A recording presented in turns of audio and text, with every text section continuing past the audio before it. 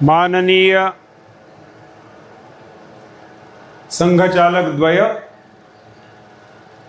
आदरणीय केरल प्रांत प्रचारक सह प्रांत प्रचारक जी तथा उपस्थित अन्यान्य अधिकारी, गणमान्य माता बंधु और प्रहलाद स्वरूप उपस्थित मेरे बाल मित्र, आज नरसिंह जयंती है, नृसिंह जयंती।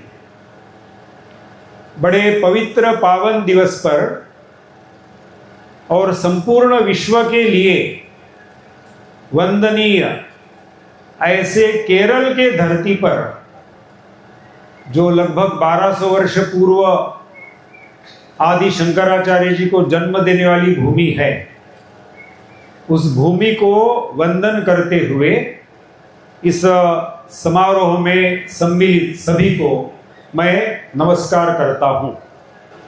भक्त प्रहलाद ये सभी भक्तों का आदर्श है, तो हम भी एक सुंदर भजन से अपने इस कार्यालय समर्पण के कार्यक्रम में आनंद लेंगे।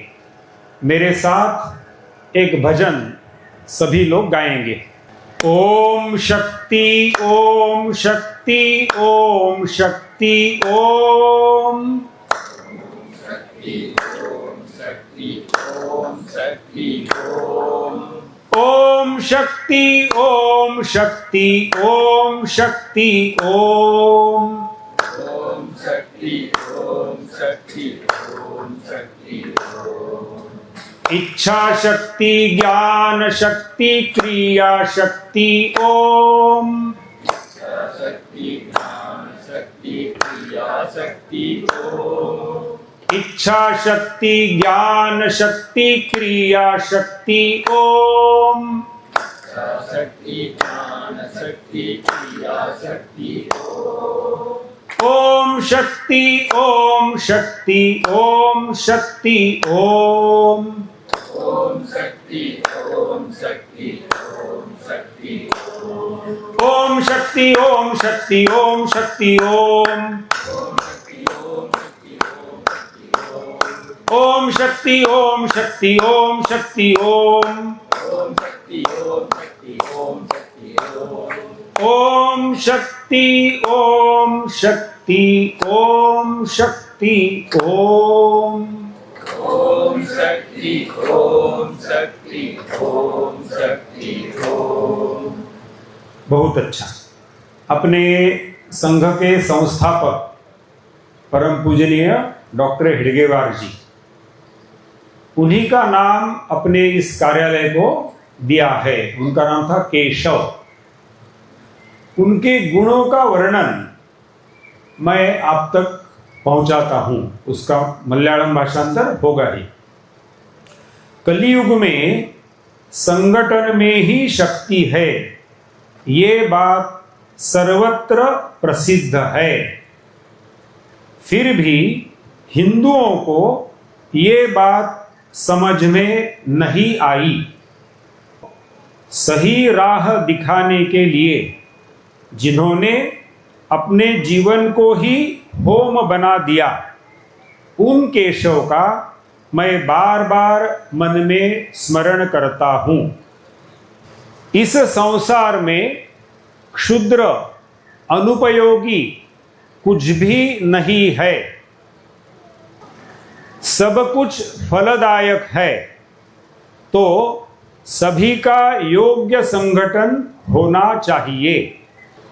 एक छोटा स्मरण मुझे आता है, अपने देश पर अभी जैसे पाकिस्तान ने आक्रमण किया है, इसके पहले भी कारगिल का युद्ध हुआ था।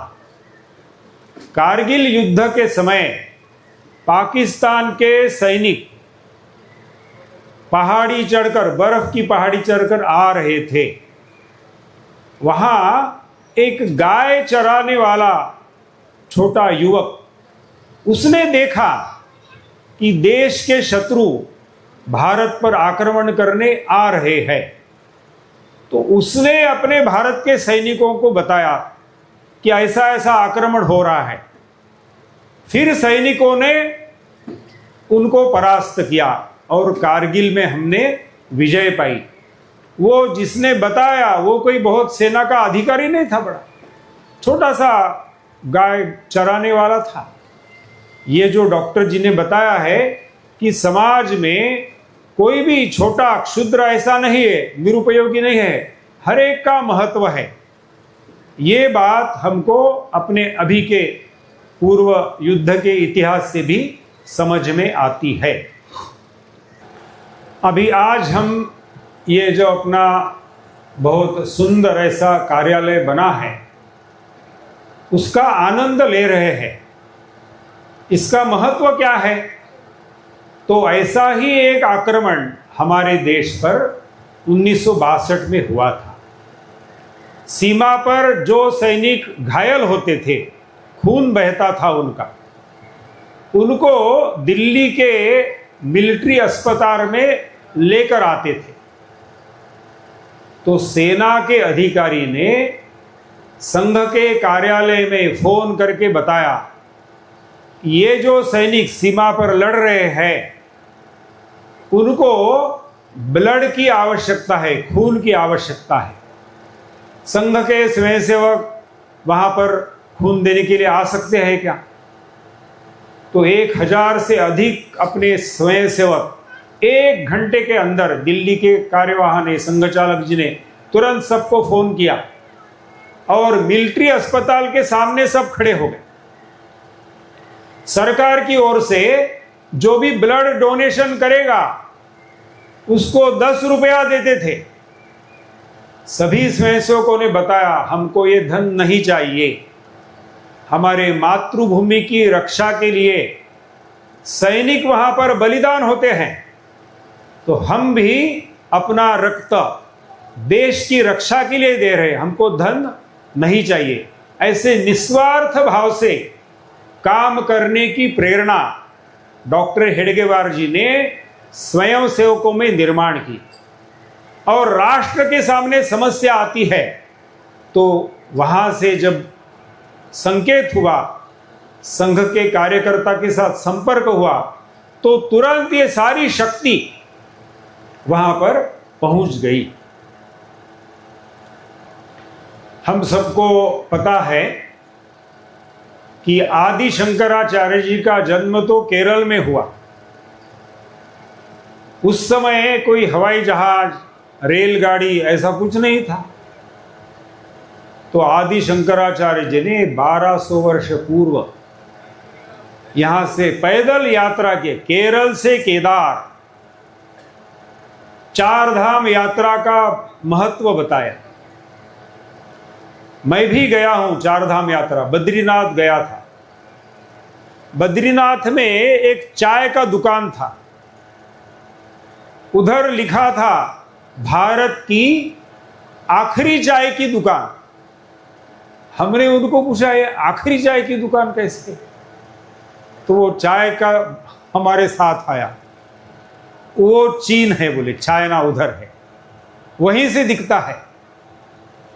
लेकिन ये यात्रा होने के कारण चाइना उसके अंदर नहीं आ सकता। तो सीमा सुरक्षा का उस समय जैसा डिफेंस का अभी सेना, ऐसा कुछ नहीं था। भक्ति के आधार पर शंकराचार्य जी ने भारत के सारे चारों सीमाओं में, पूरब, पश्चिम, उत्तर, दक्षिण 4 मठ स्थापन किए।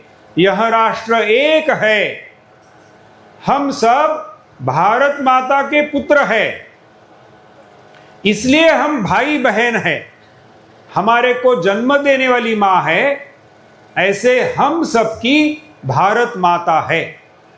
आधुनिक युग में ऋषि अरविंद, जिनका जन्म कलकत्ता में हुआ, उनका जन्मदिन 15 अगस्त है।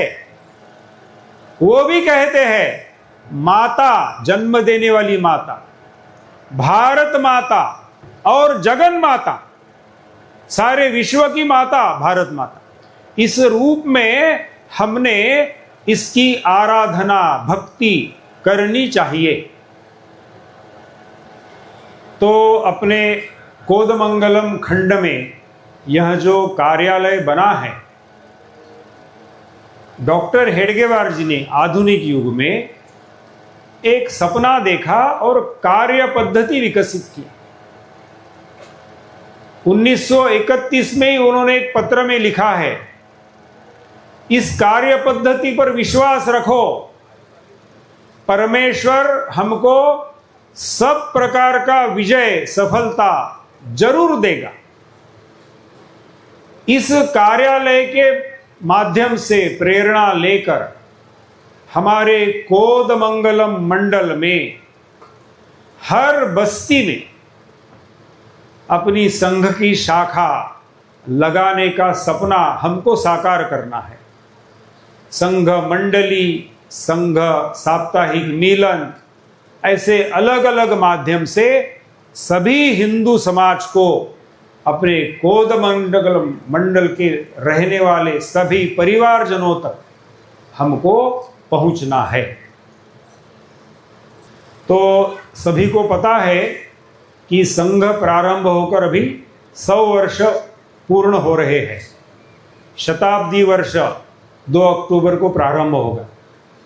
इसमें हमने समाज जीवन में सामाजिक परिवर्तन के 5 बिंदु तय किए हैं। कुटुंब प्रबोधन की चर्चा हम इसके बाद करेंगे। उसके पहले 4 बिंदुओं का स्मरण करेंगे। हमको सबको मालूम है, केवल स्मरण करेंगे। जैसे नागरिक कर्तव्य, हम इस देश के जागरूक नागरिक हैं। इसका परिचय हमने कोविड के समय दिया है। सेवा किरण नाम के संस्था से हमने कोविड में पीड़ित लोगों की सेवा यहां पर की है। ऐसे आकस्मिक संकट के समय नागरिक कर्तव्य के साथ साथ दैनंदिन जीवन में सभी कानून का पालन करना। रास्ते से जाते समय वो रेड लाइट, ग्रीन लाइट रहता है, वो ट्रैफिक पार करके चले जाते हैं, जल्दी रहती है, आगे चले जाते हैं, फिर कभी एक्सीडेंट होता है। ऐसा हर छोटी छोटी बात में शासन प्रशासन के जो कानून है उसका पालन करना, उसका उदाहरण प्रस्तुत करना है। वो उदाहरण इस कार्यालय में आने जाने से, वहां पर गपशप करने से, एक एक छोटी छोटी बात को समझ के अपने जीवन में उसको व्यक्त करना। दूसरा बिंदु है स्वदेशी। मैं कौन हूं? मैं हिंदू हूं। मेरी माता, अभी चर्चा किया हमने, है ना। ऐसा मेरे घर में जो वस्तुएं रहते, टूथपेस्ट, वो मेरे देश की बनी है क्या? या अभी भी मैं कोलगेट यूज करता हूं? कोलगेट तो विदेशी कंपनी का है। तो घर में बैठकर चर्चा करना, स्वदेशी क्या है, वही मेरे घर में आएगा। अभी भी मेरा हस्ताक्षर अंग्रेजी में है क्या? अंग्रेज तो चले गए, देश स्वतंत्र हो गया, तो मैंने मलयालम में अपना हस्ताक्षर कर सकते हैं। मेरे घर के नाम फलक, नेम प्लेट, ये इंग्लिश में है क्या? तो अभी थोड़ा देर इंग्लिश में रखिए, लेकिन उसके साथ मलयालम में लिखिए। उसमें अपने देश की भाषा, राजभाषा हिंदी है, उसको लगाइए। निमंत्रण देना है, अपने भाषा का उपयोग करना। अपने प्रदेश की भाषा है मलयालम भाषा का उपयोग करना। अंग्रेजी परीक्षा में उत्तर देते हैं एग्जाम लिखते समय, ठीक है। व्यवहार में, घर में, बातचीत में, बोलचाल में हमने अपने देश की भाषा हिंदी और अपनी मलयालम भाषा, प्रदेश की भाषा, ऐसी छोटी छोटी बातें स्व के परिचय के रूप में, भूषा है, भोजन है, सब में स्व का प्रगटीकरण अपेक्षित है। ऐसा ही चौथा बिंदु है पर्यावरण। इसमें पेड़, पानी और प्लास्टिक, हर एक ने कम से कम एक पेड़ हर वर्षा ऋतु में अपने घर के अड़ोस पड़ोस में लगाना। उसको बालक को जैसा बड़ा करते हैं वैसे उसको बड़ा करना। प्लास्टिक का उपयोग, उसके स्थान पर कपड़े का थैली उपयोग करना। पानी का भी उपयोग, पानी वेस्ट नहीं होना चाहिए। अपने पूज्य सुदर्शन जी यहाँ पर अपने कार्यालय में फोटो लगा है उनका, सरसंघ चालक थे। वो बोलते थे कोई घर में आया तो आधा ग्लास पानी देना, उसको चाहिए तो फिर से देना। पूरा ग्लास दिया, आधा पिया, फेंकना पड़ता है। तो आचरण से बताना ये पेड़, पानी, प्लास्टिक, पर्यावरण की दृष्टि में मेरा ये योगदान रहेगा। तो ये सृष्टि एक ऐसी सुंदर, सुजलाम सुफलाम, हमको रहने लायक, आनंद देने वाली ऐसे हमको बनानी है। नमस्कार, धन्यवाद।